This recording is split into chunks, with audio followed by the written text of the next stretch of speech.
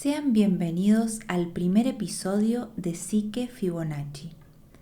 La intención es que exploremos el lado invisible o inconsciente de las decisiones con la finalidad de intentar revelarnos los patrones ocultos de nuestra propia mente, su lógica sutil, sus contradicciones y cómo todo eso de algún modo moldea nuestras elecciones. Durante esta primera temporada nos vamos a adentrar en el comportamiento financiero, los movimientos psicológicos que impulsan los mercados y los patrones que repetimos sin darnos cuenta. Soy Roberta Márquez, licenciada en Psicología, y seré tu acompañante en este proceso donde la economía se vuelve más humana y la psicología más reveladora. En este primer episodio de la serie Inversiones Conscientes, Compromiso y Responsabilidad Financiera, que contará con un total de 2 episodios, abordamos un pilar fundamental, la responsabilidad en las decisiones de inversión.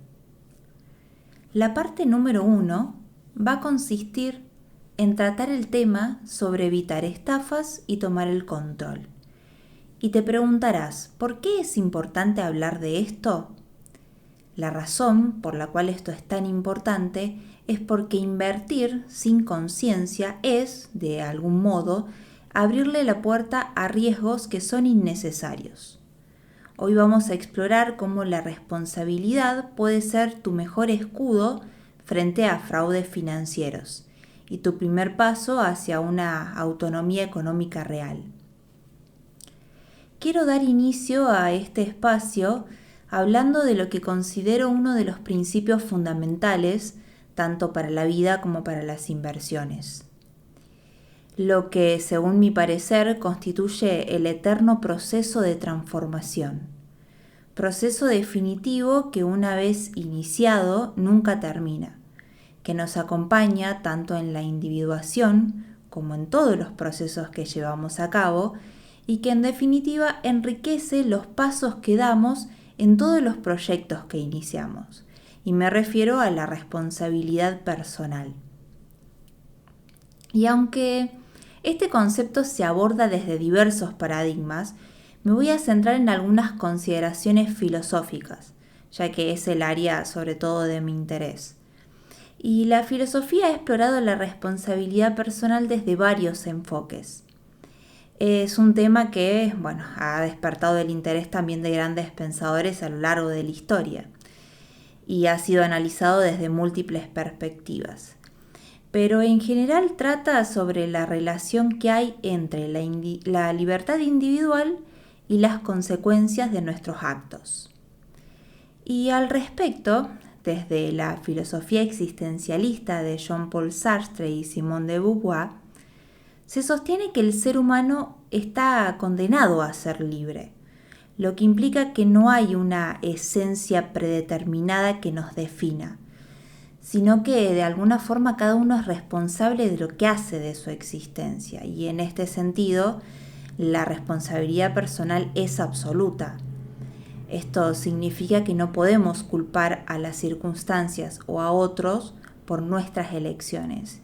Y esta carga muchas veces puede generar angustia, pero también nos da la posibilidad de vivir con autenticidad. Por otro lado, para los estoicos como Epicteto o Marco Aurelio, la verdadera responsabilidad personal radica en reconocer aquello que está bajo nuestro control, o sea, nuestras acciones, nuestros pensamientos y nuestras actitudes, y aceptar con serenidad lo que no lo está. La clave en este caso es vivir con virtud y autodisciplina, sin dejarse arrastrar por lo externo. Hay una oración que se llama oración de la serenidad, que es muy utilizada en los grupos de ayuda de alcohólicos anónimos, por ejemplo, que representa muy bien esta premisa. Y saliéndonos del lado de la religión o las creencias, quiero que escuchen el mensaje detrás de esta oración, y dice: concédeme la serenidad para aceptar las cosas que no puedo cambiar, el valor para cambiar las cosas que sí puedo y la sabiduría para reconocer la diferencia. No sé si opinan igual que yo, pero para mí lo más difícil es el tema de la sabiduría para poder reconocer la diferencia. Pero más allá de eso, volviendo a las cuestiones filosóficas, Immanuel Kant plantea que la responsabilidad personal viene de la autonomía moral. Somos seres racionales y capaces de actuar según principios universales. A esto lo llamó imperativo categórico. La verdadera ética no depende de recompensas o castigos, sino de actuar por deber y con plena conciencia de nuestras acciones. Y por otro lado, Nietzsche, que es mi filósofo favorito, rechaza la idea de los valores impuestos y afirma que la responsabilidad personal implica crear nuestros propios valores y asumir sus consecuencias sin recurrir a justificaciones externas. La responsabilidad no es solo una carga, sino una oportunidad para la autoafirmación. Y acá la cosa se pone un poco más interesante, porque esto implica que la responsabilidad es algo que hacemos por nosotros mismos, para nuestro placer, y que aspirar a la responsabilidad personal puede traernos grandes beneficios y en un sentido más radical, puede llevarnos a una existencia llena de significado, ya que cuando es nuestra responsabilidad darle sentido a la vida, podemos comenzar un camino creativo para crear una vida llena de sentido y encontrar sentido en nuestro accionar. Cualquiera sea tu percepción o cualquier definición que puedas elegir entre esta u otras posturas predilectas, conceptos como libertad y responsabilidad abundan en nuestra cultura y no nos son ajenos en la práctica diaria. Y si bien si lo tomamos desde la aplicación que le damos en nuestra vida puede sonar sencillo, en la práctica esta idea es profundamente transformadora y si la masticamos bien, si me preguntas a mí, es una de esas cosas que hay que masticar durante toda la vida, tiene aplicaciones enriquecedoras no solo en varios aspectos de nuestro día a día, sino también en lo que a este episodio nos convoca, que son las inversiones y las finanzas. En este caso, tomar de alguna forma las riendas de tu futuro financiero implica algo más que elegir un instrumento de inversión, ya que es un acto de autoliderazgo que requiere conciencia, conocimiento y sobre todo la voluntad para reconocer y enfrentar tanto tus fortalezas como tus debilidades psicológicas. Y cuando hablamos de responsabilidad, no podemos dejar de lado la idea existencialista de libertad y por consiguiente la idea de la angustia que está ligada a dicha libertad. Y en esto hay algo que quiero que quede claro. No quiero decir que no existan determinantes ocasionales que mueven los hilos que nos llevan a tomar decisiones, algunos determinantes inconscientes o situaciones que están más allá de nosotros, o incluso inexperiencia o decisiones que con las mejores intenciones nos llevan a cometer errores, que no sean cuestiones que no podemos manejar al 100%. En mi opinión, decidir tomar un camino o incluso sentarse en la intersección entre varios caminos posibles a esperar que desde dentro o desde fuera llegue la información o el envión que necesitamos para poder tomar una decisión, a la larga nos va a llevar a resultados más convenientes que simplemente dejar que fluya el río y nos lleve la corriente sin tomar la mínima responsabilidad sobre nuestros actos, aunque hay veces que está bueno dejar que el río fluya. Entonces, ¿cómo podemos saber cuando no estamos tomando responsabilidad sobre algo? Y una respuesta reduccionista podría ser porque podemos caer en las siguientes modalidades de pensamiento frente a un fenómeno. Negación o minimización, esto significa que le restamos importancia o vemos los hechos como inevitables, culpamos a otros o atribuimos la responsabilidad a factores externos, el victimismo, nos vemos impotentes ante las circunstancias externas, justificación excesiva, damos demasiadas explicaciones para evitar sentir culpa. A veces hasta evitamos pensar, distraemos nuestra mente para no enfrentar la situación. Y el estancamiento, frustración, sentimos un malestar repetitivo sin asumir nuestro control en cambiarlo. Y la discrepancia palabra-acción. Decidimos querer cambiar algo, pero no actuamos en consecuencia. En general, esta discrepancia palabra-acción es lo que nos sucede en la última instancia de cambio, cuando empezamos a ver cuáles son los patrones en los que nos encontramos y sabemos que lo tenemos que cambiar, tenemos una idea de cómo hacerlo, pero nos cuesta de alguna forma iniciar ese camino o ese proceso para poder hacer que estas dos cosas, la palabra interna de lo que nosotros queremos hacer y nuestra voluntad, pueda alinearse con la acción. A todo esto, me resulta imprescindible aclararles que no es mi intención, para nada, hacer una apología al sujeto productivo capitalista que busca constantemente el éxito y por lo tanto, mediante su voluntad puede lograr lo que quiere y convertirse en el héroe de todas las historias, etc. Esta figura idealizada que todo lo puede se erige sobre una concepción simplista de la vida, donde el esfuerzo constante, la mentalidad positiva, son los únicos factores que definen el destino de una persona. Sin embargo, esta narrativa no solo ignora las sombras inherentes al ser humano, sino que también despoja al individuo de toda su complejidad, negando las luchas internas, los fracasos, las incertidumbres que son igualmente fundamentales en cualquier camino. El proceso que se lleva a cabo cuando iniciamos un camino de aprendizaje, en este caso, por ejemplo, un camino hacia las inversiones o las finanzas, como cualquier otra forma de creación, no puede verse solo como una serie de victorias que siguen un guión predecible, sino que de alguna forma requiere la aceptación de los riesgos, la vulnerabilidad o el contacto con la vulnerabilidad y la aceptación al fracaso y a la pérdida. En lugar de enaltecer la figura del héroe que siempre triunfa, como podemos ver sobradamente en los contenidos populares de las redes sociales, debemos reconocer que el verdadero valor radica muchas veces en la capacidad de abrazar nuestra humanidad, con todas sus imperfecciones y poder aprender a crear desde ese lugar. Porque armar un plan de acción o, por ejemplo, una estrategia de inversión o de trading es un proyecto creativo y el análisis de los mercados, ya sea que elijas el análisis técnico o el análisis fundamental, es, a mi forma de ver, un arte y requiere de construir una visión a base de exposición prolongada y experiencia. Y ahí es donde la concepción de sombra, tal como la plantea el psicólogo analítico James Hillman, cobra relevancia. Para esto voy a dar una definición muy simple de la sombra, diciendo que las sombras son todos aquellos aspectos que rechazamos de nosotros mismos.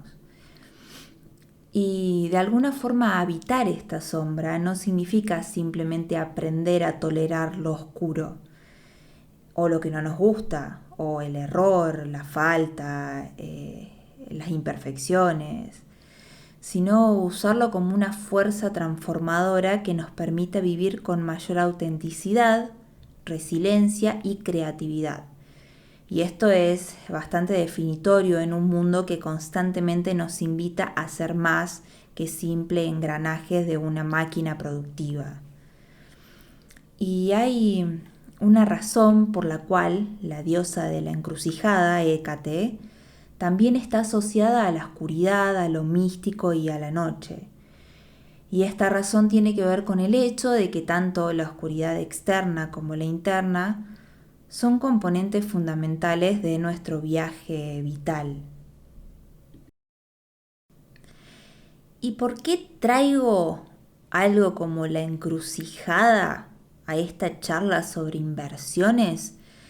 La razón de esto es porque los momentos de duda o incluso los episodios difíciles, y en esto quiero aclarar que no es mi intención romantizar el sufrimiento real como la pérdida, la carencia o todo aquello que amenaza nuestra supervivencia o las necesidades cuando no están satisfechas, pero las encrucijadas forman parte de una experiencia humana rica y compleja.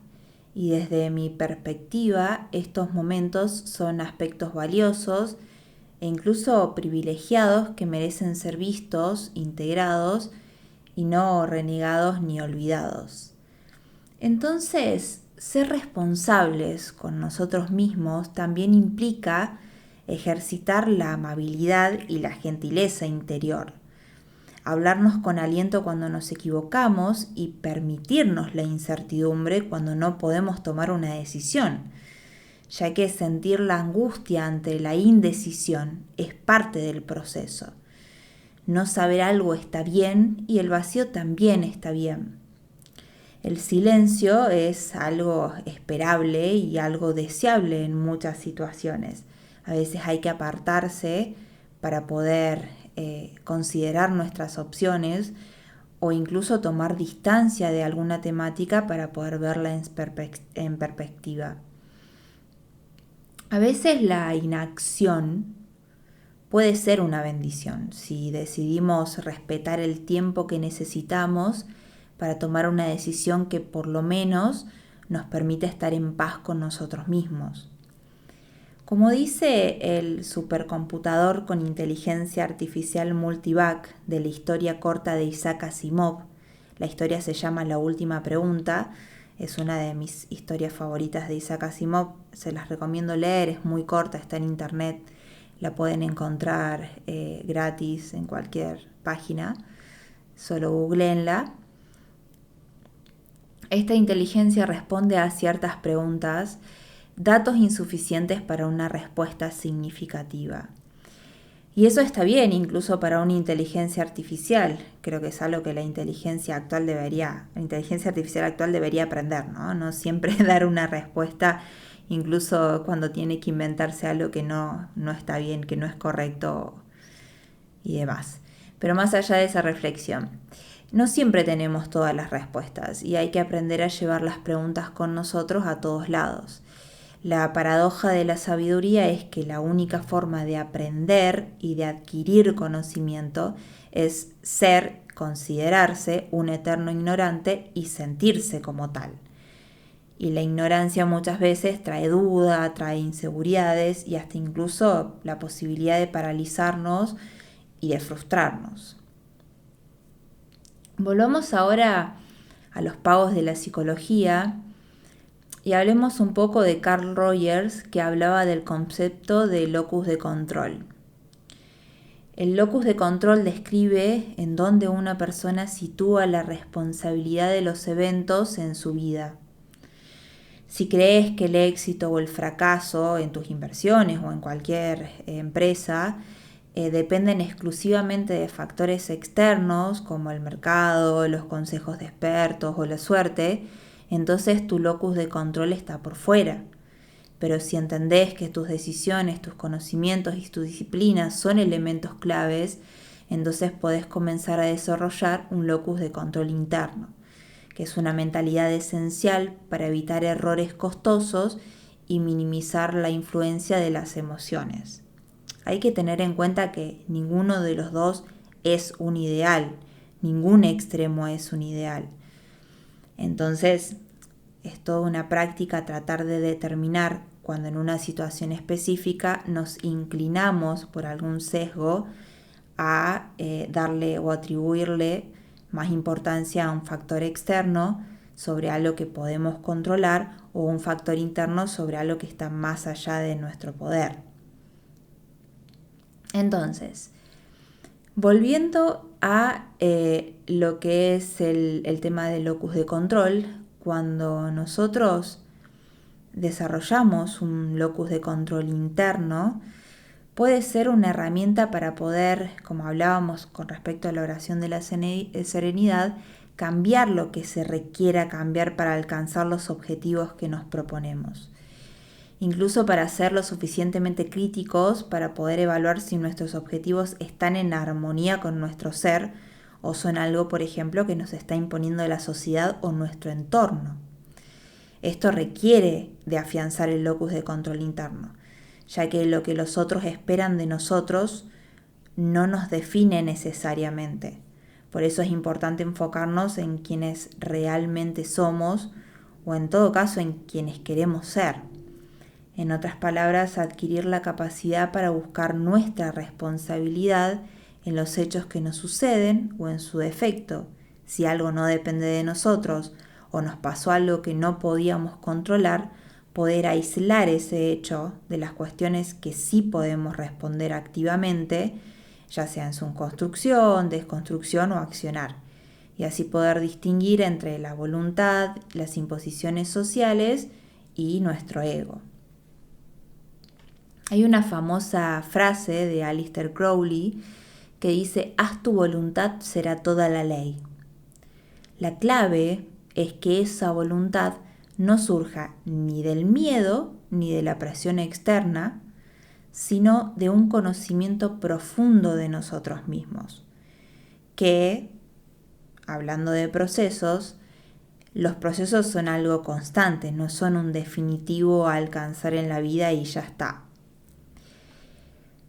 En la experiencia de dedicarse a las inversiones de manera seria y responsable, en mi caso hace un año que me dedico full time a las inversiones, se observa muchas veces que las personas están dispuestas, incluso sin conocerte, a ofrecerte dinero para que lo inviertas o a aceptar cualquier tipo de recomendación que se les dé.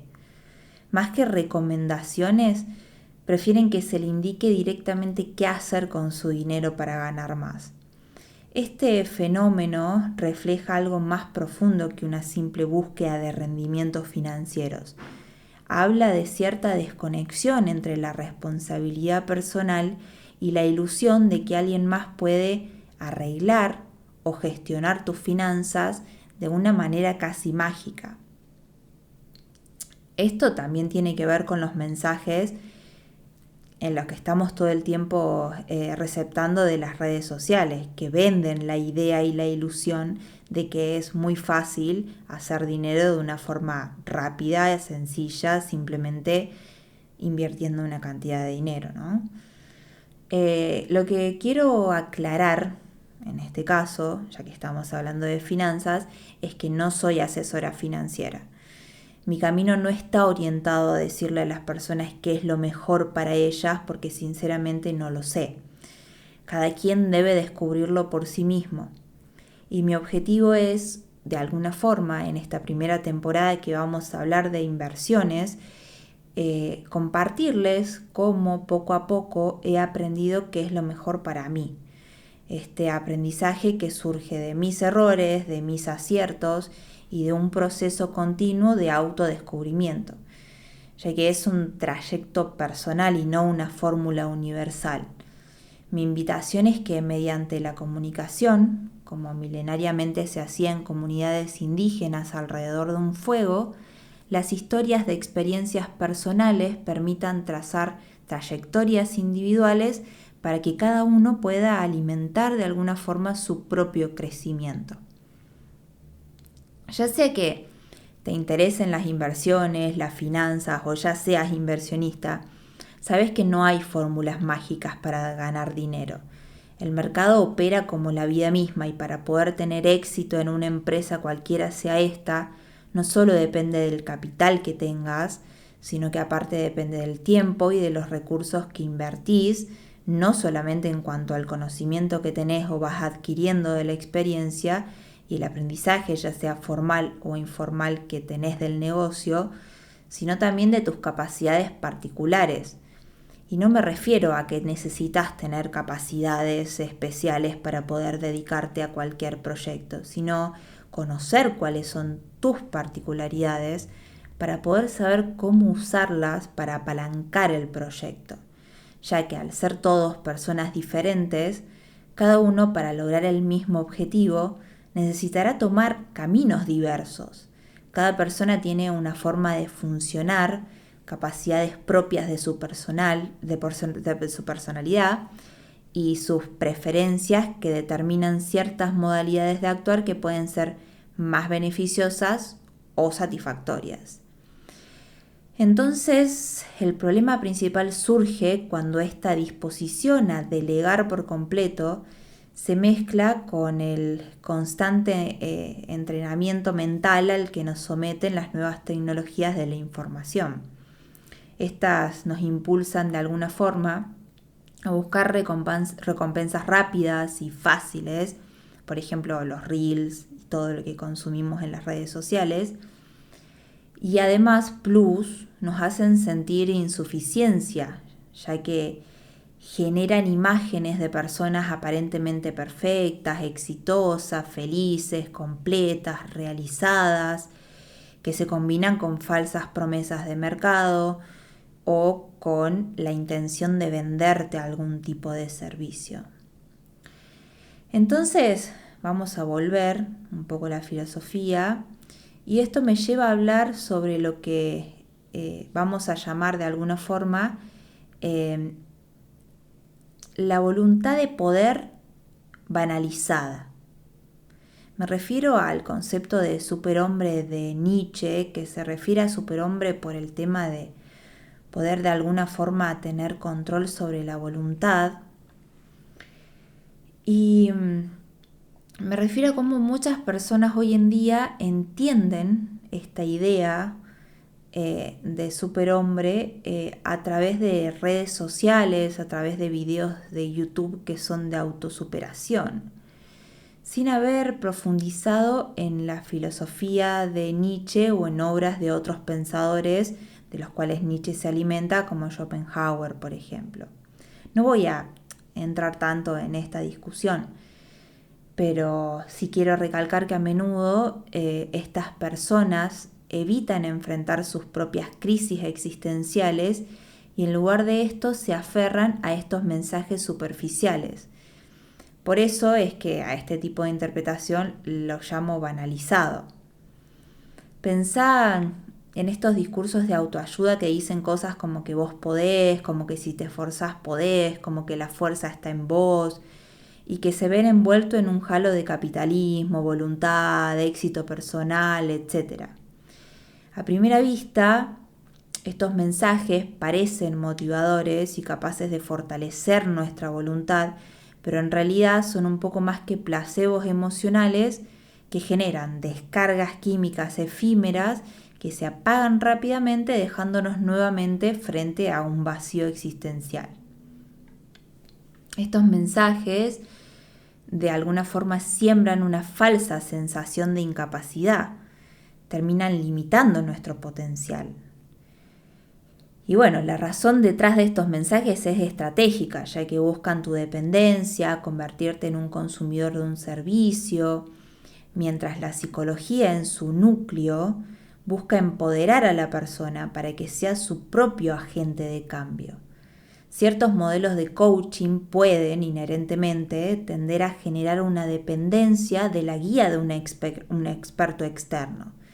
Y en el mundo financiero esto se manifiesta en promesas engañosas como que hazte rico rápidamente, beneficios sin riesgo, confía en nosotros, la información es innecesaria, etcétera, etcétera.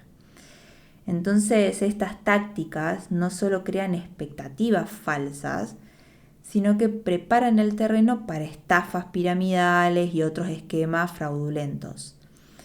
Entonces es crucial desarrollar un locus de control interno que sea sólido, ya que sin esta responsabilidad personal te expones a ser manipulados en diversos ámbitos de la vida, no solamente en las inversiones, por quienes buscan aprovecharse de la ingenuidad y de la codicia.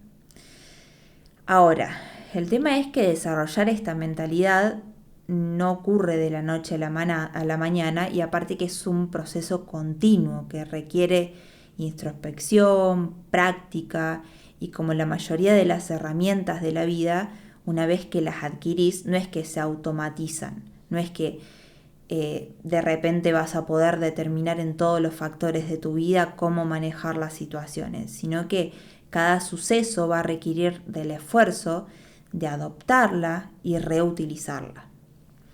Entonces cada experiencia, ya sea exitosa o fallida, va a terminar siendo una nueva oportunidad para poder afinar esta habilidad y profundizar en la comprensión. Pero al final del día es una suma de microdecisiones, análisis y pensamiento crítico.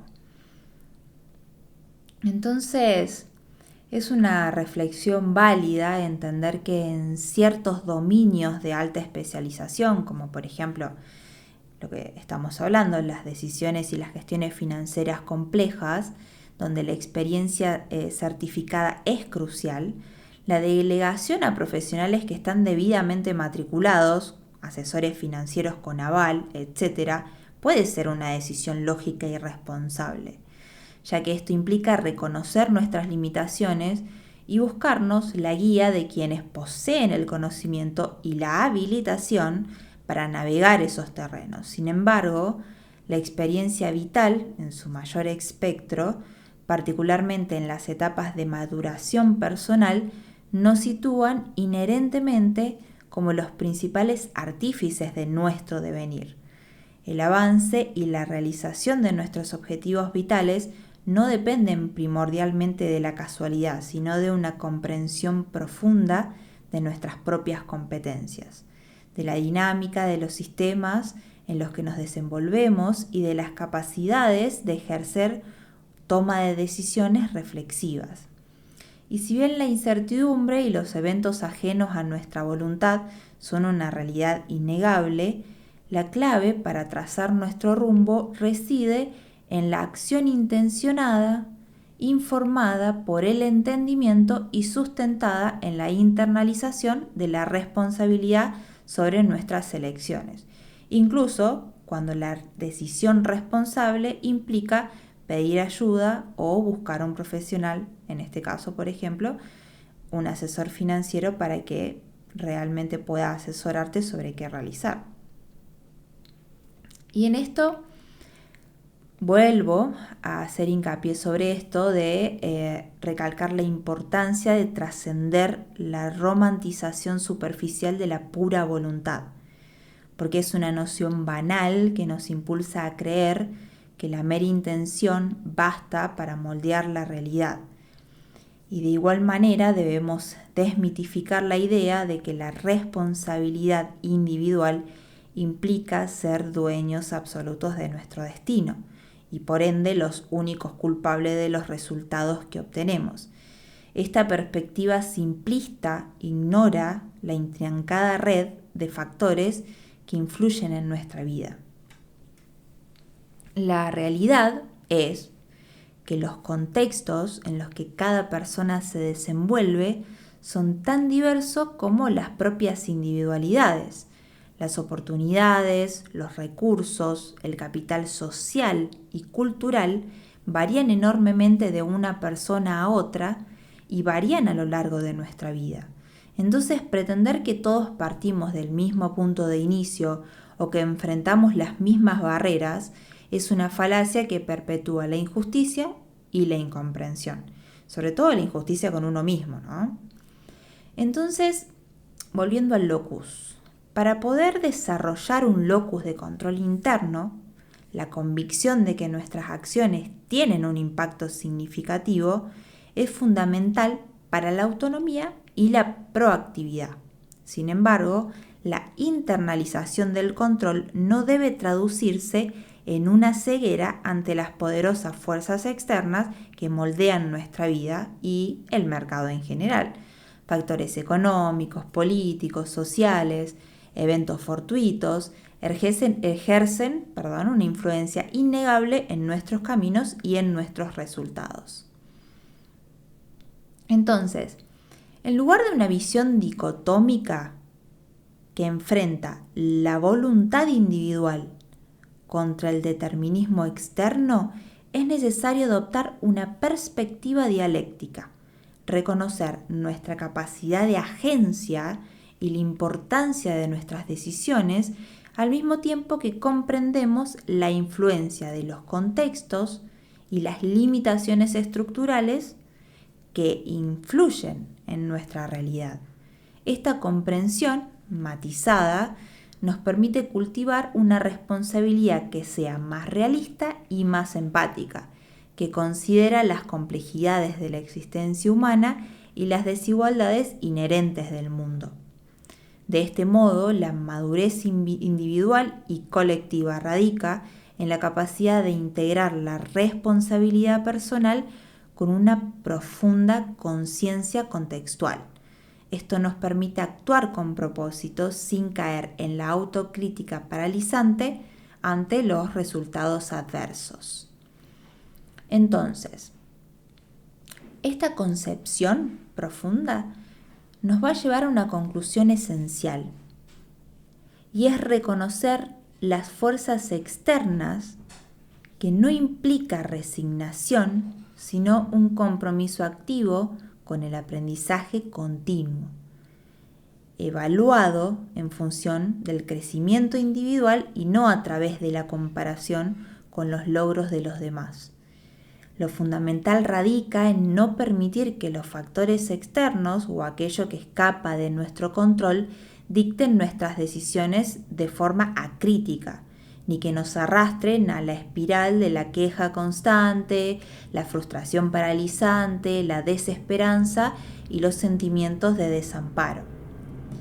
Es cierto que no podemos evitar la tormenta, pero sí poseemos la capacidad de ajustar nuestro rumbo, fortalecer nuestras defensas internas y elegir cómo navegar a través de ella.